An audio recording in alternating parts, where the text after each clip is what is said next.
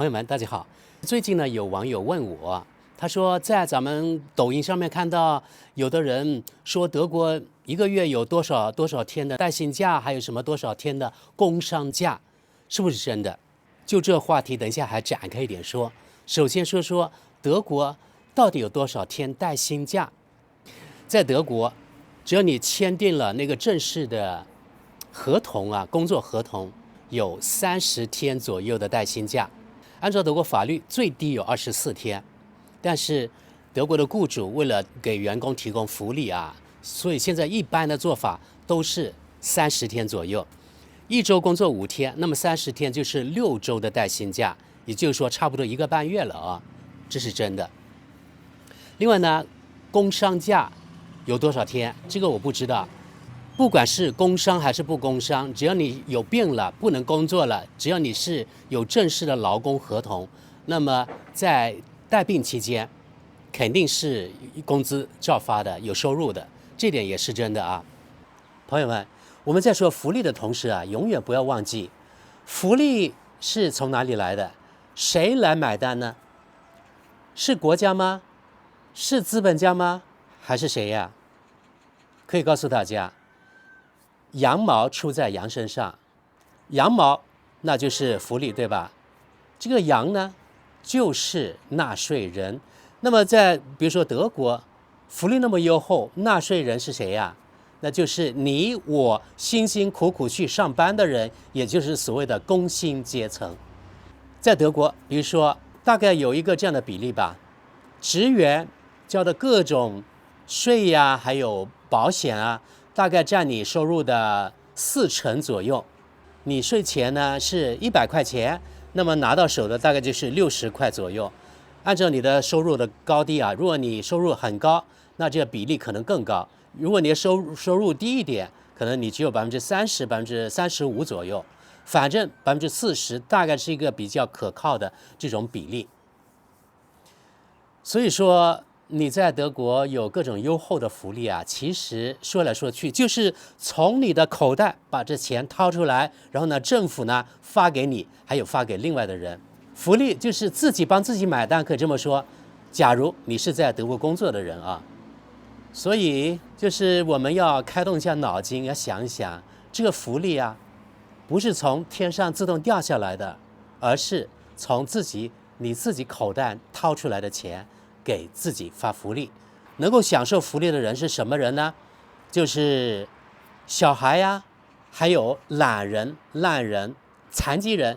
残疾人我是同意给福利的啊，但是那些懒人、烂人，就说现在德国这个社会啊，像我一样这手脚好好的啊，能够出去工作，但是呢，你就是不想去工作，你天天躺在家里，然后呢，跟你老婆在做床上运动，造小孩、造人，这样这个国家也会给你福利。而这个国家的福利呢，就是刚才说了，从你我这个工薪阶层的口袋里面掏钱出来发给他们。你觉得这样的福利你愿意交吗？当然，掏福利发给我自己，能够享受一部分，我是愿意的。但是呢，用我一部分的纳税人的钱来养那些烂人，我是很反对的。好了，这就是德国的福利，以及呢，福利是怎么支撑的啊？好了，那有的网友就说：“哎呀，那里多么好呀，就像天堂一样。”我就想从这点展开来说说。目前为止，德国这方面啊，确实要比中国好，这有一说一啊。但是我们要知道啊，中国和德国两个国家发展的水平不一样，而且发展的轨迹也不一样。德国属于资本主义国家最早工业革命的国家之一，而且是世界上最发达的国家之一。也就是说，从工业革命开始，德国算是赶上了。开始是英国，对吧？后来德国是后来居上。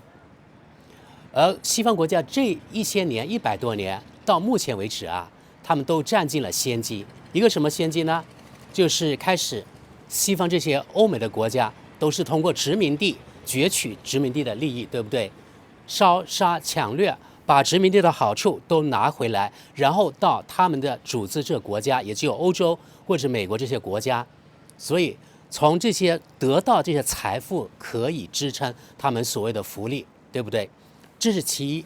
其二，因为他们赶上了工业革命，所以呢，他们在工业方面领先非常的多。也就是说，他们的生产的产品，他们的附加值是非常高的。附加值一高，所以呢，就可以支撑他们非常昂贵的福利体系。但是这样的日子，在中国还有一些金砖国家起来之后，他们现在所谓的福利越来越艰难，而且越来越昂贵。用肉眼可见，从我在德国30年的那个经历来说，这样的福利体系不可能持续很久。至于到底能持续多久，我也不知道，因为我不是神仙啊，我看不清楚。我只不过呢，从我个人的经历来分析一下，到底还能不能持续下去。我也享受过德国这所谓的很好的福利，就是作为雇员。所以在德国，我认为啊，只要你不是有特别过人的技术啊，或者是过人的本领，作为普通的员工，在德国，我认为啊，要比做雇主要好得多。因为德国的法律大体来说是比较站在雇员那边的。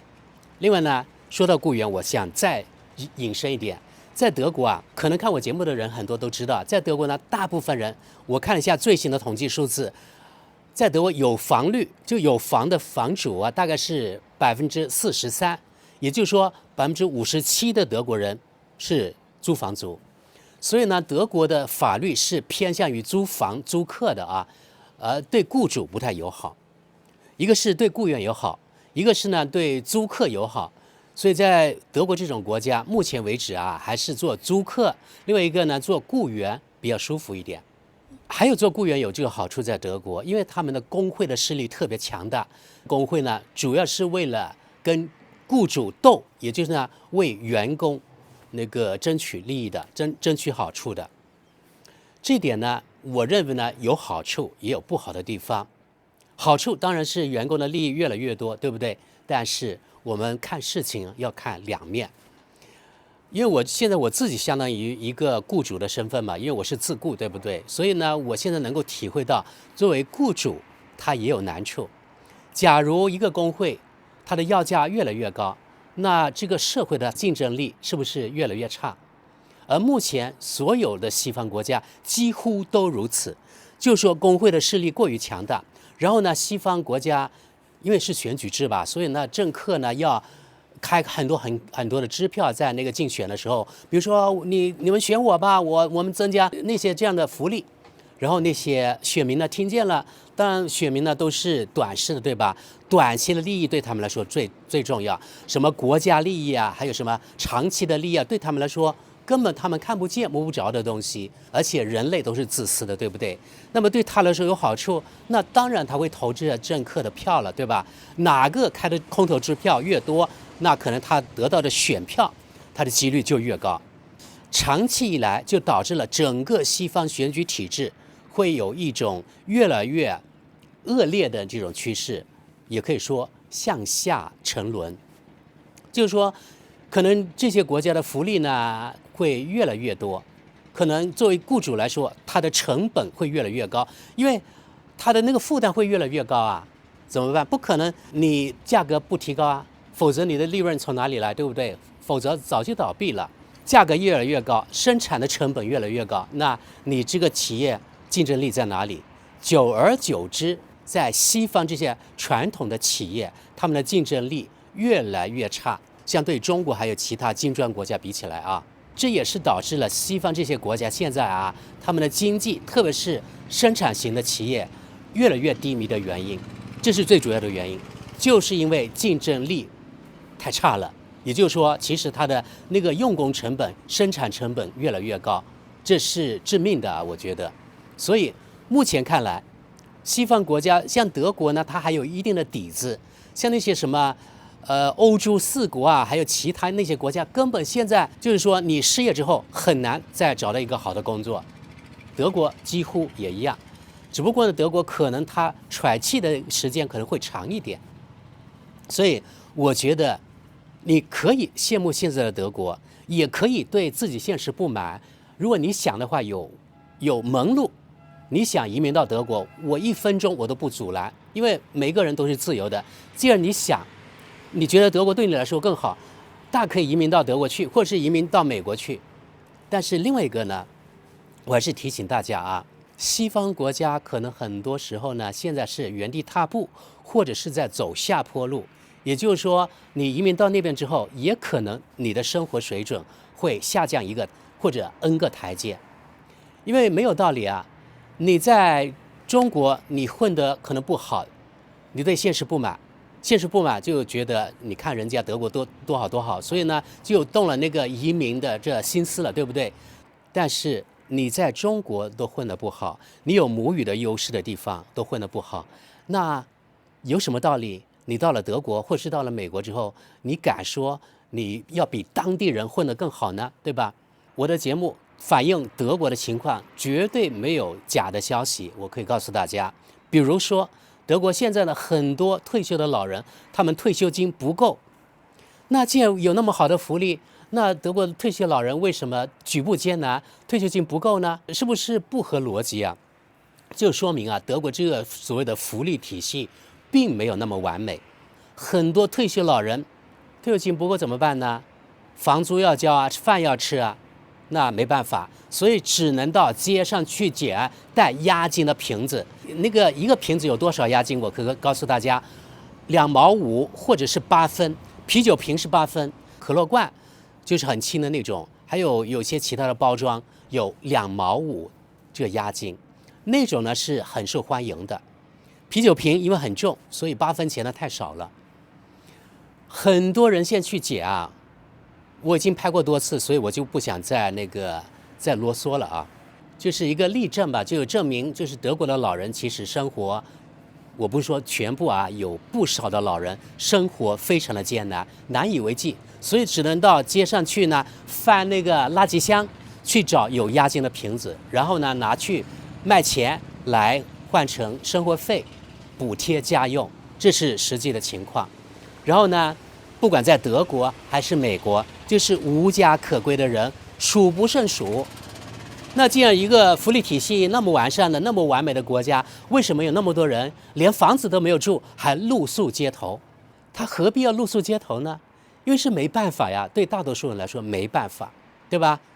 因为他们各种各样的原因，一个是可能收入低呀，还有一个可能由于吸毒啊，导致了他自己信用破产，信用破产之后他就租不到房子了，等等等等，反正很多原因。那既然一个完美的国家，为什么有那么多无家可归的人呢？美国可能无家可归的比例更高，对吧？所以就说明啊，可能那个社会并没有我们想象的那么完美。我们有些人老是对咱们可能现在的现状不满，然后呢，把那个所谓的外国把它勾勒出或者想象出很完美、很完美。又加上呢，在抖音上面或是油管上面，很多故意把外国可能把它吹得比实际情况更好，他故意讲好的方面，而不讲不好的方面，所以呢，又让很多人误以为那个外国就是你看人家博主都在外国，肯定是真的，他讲的东西那并不一定。比如说刚才说的啊，对呀，带薪假真的有30天，可是这30天的带薪假目前可能是好的，可惜长久来说这是不可持续的啊。当然我也特别的希望啊，咱们中国的雇主也能够给员工提供30天的带薪假，但是目前中国还没有达到这个发展水平啊，对吧？或者呢，可能中国的比如说人大还没有制定相应的法律，要通过法律的形式呢规定这个雇主一定要给员工提供，比如说24天或者20天以上的带薪假。只要中国的经济它的竞争力达到那个高度，中国有一天也会朝这个方向发展。我们也知道，中国是从一个非常贫穷的国家慢慢发展起来，从咱们中国人的角度来说是慢慢发展起来的。但是从国际的比较来看，这个30-40年改革开放之后，这发展特别的快，真的是飞速的发展。中国呢是通过中国人非常勤奋的努力，从附加值非常低的产品做起。有个梗也可能不是梗吧，就是中国人用做8亿件衬衫的钱买一架波音飞机，对不对？8亿和1比起来，你看哪个附加值更高，对吧81件衬衫1辆飞机。但是全世界有多少个国家能够出口1架飞机换取81件衬衫？在世界上可能是数一数二吧，对吧？也就是说，世界上大部分的国家可能都没有那么好的命。那中国目前呢还没有达到有这个好命的高度，但是呢，中国正在努力的发展，而且发展特别快呀。所以呢，西方国家，比如说像美国啊，还有欧盟这些国家，在拼命的打压中国，就这个原因。因为中国这个崛起，中国在很多方面已经给，比如说像德国还有美国这种传统的工业化的强国造成了非常大的压力，所以又回到了这个30天带薪假。我认为呢不可持续，只要中国呢还是拼命的干活，那么相对来说可能今后呢会把西方这福利把它拉下来。所以我觉得今后最好呢是双方，比如说西方国家退一步，然后中国呢又进一步。这个进，我就是说能够通过法律的形式呢，让雇员多一些社会福利，比如说多一些带薪假。我认为啊，只要是西方退一步，中国进一步，那中国这个竞争力还是不成问题的。因为目前看来啊，因为中国是一个制造业大国嘛，所以它有那个规模的优势。这几天呢，我在网上可以说在拼多多上呢大肆扫货，我发现呢。有一个非常好的例子，就是呢，蓝牙耳机，而且是入耳式的，特别小，小到什么程度呢？有点像那种助听器，微型助听器那么小。一对蓝牙耳机大概人民币30块钱左右，也就是相当于欧元4到5欧元，这个价格，我拿到手了，我买了，可以告诉大家，我买了3套这个蓝牙耳机，我觉得太好了。我是买去，比如说我去其他国家去玩的时候送人的，我自己留一套。我还试了啊，它的续航就是充满电之后大概能够续航可能3个小时左右吧，我没有听完，我不知道，我觉得哈。然后充电呢又可以听3小时左右，商家说续航50个小时，我觉得是夸张了。我认为啊，连充电，因为它有个充电盒，算起来可能续航10来个小时应该不成问题，但是只有4到5欧元，像这个价格，如果西方有这个技术，我不认为他们会有这个生产成本，起码要高出好几倍。这就是中国，它形成规模之后有一种规模优势啊，就生产成本可以大大的降低，西方国家完全不可能。中国在各方面追上来或者超过他们之后，那西方的好日子绝对到头了。对吧？你看，凡是中国能够超越的技术，能够突破的技术，西方他们就马上把价格降下来了。那如果西方那个企业，他原来做这样产品的，被中国的产品超过之后，他的日子还好过吗？对吧？那他那个企业的未来是什么？没有其他未来，唯一的出路是倒闭。那你这个厂的员工，你的未来在哪里？那你就下课了，你就失业了。也就是说，在德国可能你还可以领一段时间失业金，然后呢另谋出路。所以呢，这只是一个例子，都被中国一一超过的话，当然可能不太可能，不可能中国每样东西都会超过德国，我觉得也太残酷了吧。所以我认为呢，可能不太可能。那西方国家被中国超过那样东西，那么做这样东西那家企业肯定它的命运就是倒闭，那么这个企业的员工他的命运就是下课，对吧？像前面我说的那个例子一样。那么如果是扩大到整个国家整个社会，那么整个德国今后是不是下课的失业的人会越来越多了呢？那你这个30天的带薪假是不是可以持续？你自己去脑补就可以了。所以我认为啊，德国还有西方国家目前非常优厚的所谓的员工福利，是建立在中国还有那些所谓金砖国家还没有崛起之前，他们才能够享受到的。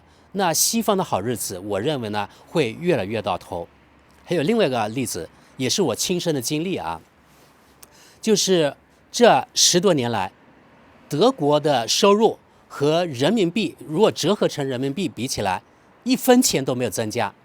我记得特别清楚，2010年的时候，当时啊，在德国大概1个小时可以挣8点多9欧元左右。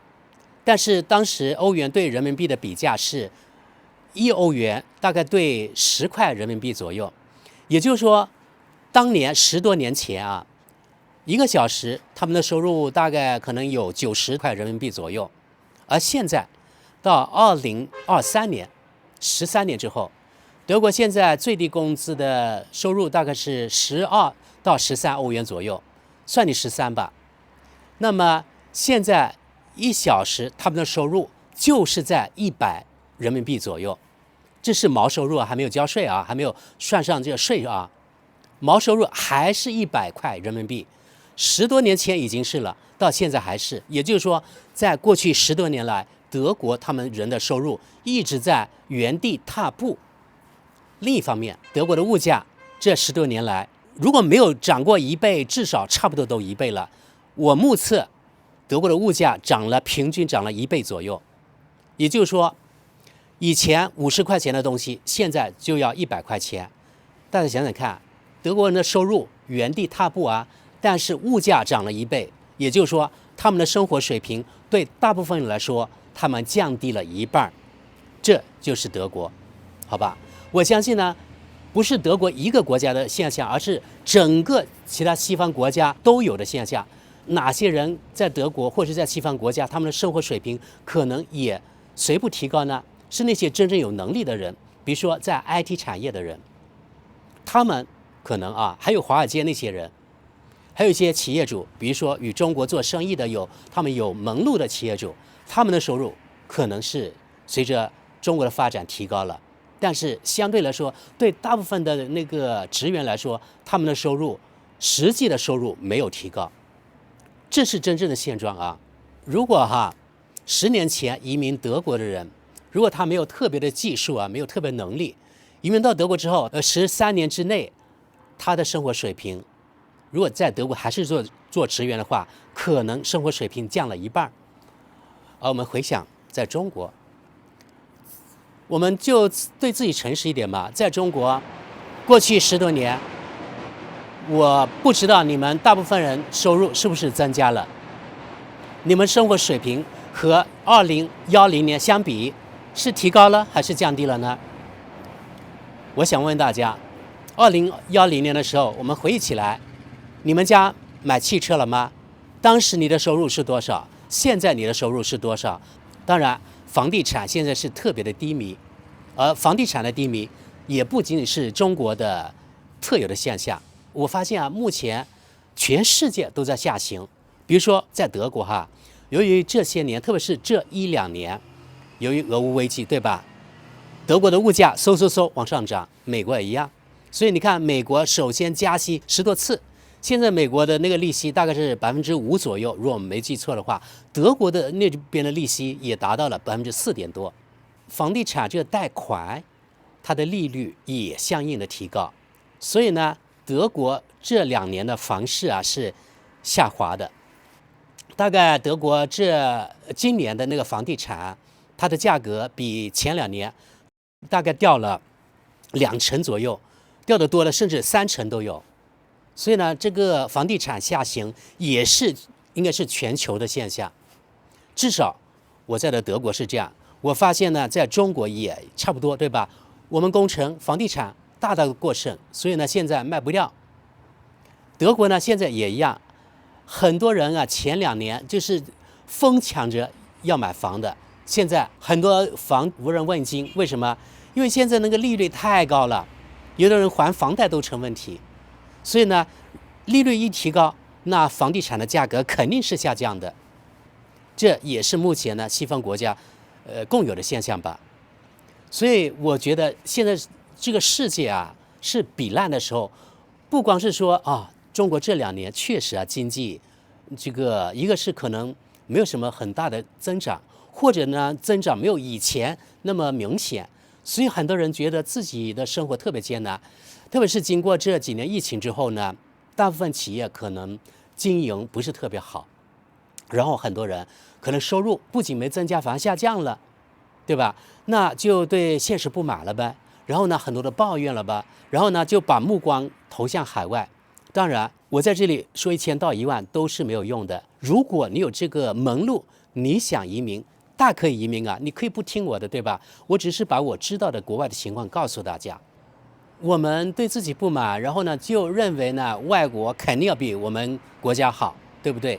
反正我去过美国，我也在德国待了那么多年，对吧？德国目前的经济特别的糟糕，而且德国今年的经济呢是萎缩0.5%到0.8%，而中国呢可能今年增长5%左右，那一正一负，就是两个国家可能会相差差不多6个点，这是很大的差异啊。所以说，咱们呢，或者说你在那个公司可能经营不好，你就以为好像全中国都那样，或者你以为全世界或是除了中国之外其他国家，比如说德国就非常非常的亮丽一样，其实并不一样。而德国现在呢，今年企业倒闭创纪录，这我2年前其实就说过了，因为能源成本太高呀，对吧？又加上全世界那个经济乏力，所以呢，比如说像中国，可能进口德国产品也越来越少，因为中国这需求也更少了，或者世界上其他国家由于通胀特别明显，所以人民的购买力也就人民手里没有钱，没有钱的话，他怎么能够进口产品呢？对不对？没钱，那没钱买东西了呗，就更没钱买外国更昂贵的东西了。所以呢，德国的那个经济呢举步艰难，也有很多的原因。其中原因就是呢，一个是德国能源成本太高，另外一个全世界这个经济下行，导致人民手里没有钱，所以呢不能进口德国东西了。这都是我认为全球的现象。就是说，自疫情这几年来，我觉得全世界都是在比烂，没办法，全世界的大趋势都这样。所以啊，如果你目前你觉得在中国混得不好，以为到德国或是到其他国家一定混得好，那我觉得对大部分人来说都是异想天开，不可能的。我也可以告诉大家，我这几年的那个收入，要比前几年减少了大概2/3左右吧，2/3，对吧？也就是说，我只有原来的1/3的收入了。我也没有抱怨什么，因为我觉得我就这个水平啊。如果我的水平更高一点，那我的收入也会更高，对吧？所以没什么抱怨的。如果你自己在你这个企业，你这个国家，你的收入10几年来一直没有提高，你不要埋怨你的那个公司，不要埋怨你的老板，也不要埋怨这个国家，而要从自身找原因。为什么人家有马云那些新创的企业，比如说什么蔚来汽车呀、比亚迪啊这些，反正现在就比较火的企业，他们能够起来呢？或者是有这个大疆这样的企业，它能够起来呢？就表明人家作为老板，还有他招募的那些员工，他们有实际的能力啊，对吧？所以我认为啊，就是少抱怨，多从自身找原因，然后我觉得多充实一下自己，才是唯一的出路。否则老是抱怨，老是看着对岸的草比自己这边草绿，永远也没有个结果，只能使自己越来越不满，对吧？与其抱怨，还不如花时间来充实自己，这是我给大家的一个忠告。另外，我一直还纳闷啊，就是不是说中国这几年的经济不是特别好吗？人民手里没有钱吗？今天中午我在吃饭的时候，我哥还跟我说，他说我们村呐，今年盖房子的人特别多，好像有10来处到20处那个房子正在盖，而且我目测在我们这个楼顶就可以看得见。我给大家呢换一个角度给大家看看啊，比如说前面这里，我用用手机把它拉近一点，这家房子就是我们邻居的，是一个我远房的叔。他现在就在扩充他的房子，他原来只有1层，现在又盖了第2层和第3层。我们现在看的是第3层，刚才有人在上面干活的，就是刚刚到了那个水泥。另外呢，这里也有一家邻居，你看他有那个脚手架还在那里，也是在扩建他的房子，原来2层的，现在扩建到第3层。还有后面有一家也是我们村的人，现在不太看得清楚，他也在盖房子。然后呢，我们村里也有人在盖房子，他们的钱从哪里来呢？对我来说是个谜。可能表面看，中国人呢可能手里没有钱，但是实际上可能有不少人，他们家还是有米的。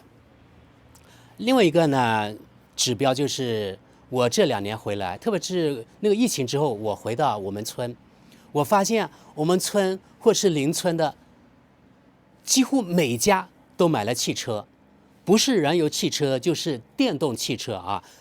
好了，这是我想给大家说的一个现象，就是像德国确实目前呢有带薪假30天，对吧？大部分的员工，但是这种好的福利，这种好日子还有多久？然后就是呢，德国这10多年来，他们的收入没有增加，反而生活水平可能降了一半，这并不是耸人听闻的啊。另外一个呢，我想说的就是，好像中国表面看起来啊，这几年非常的艰难，这也是世界大趋势，对吧？因为全世界呢纷纷这西方国家要跟中国脱钩，怎么样？跟中国打贸易战，所以呢导致了中国这个经济也不好，外国本身他们也不好，他们搬石头砸自己脚，他要那样也没办法，对不对？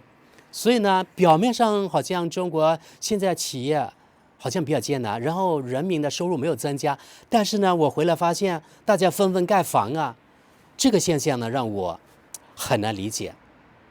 我不知道你们怎么看，我们下期见，拜拜。